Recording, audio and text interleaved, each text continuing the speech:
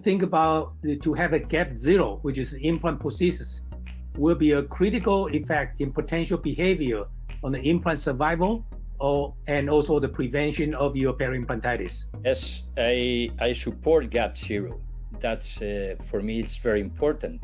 Otherwise, we are going to have microleakage there. I think it's important the effect not only of bacterial leakage but also the possible effect of micro movements.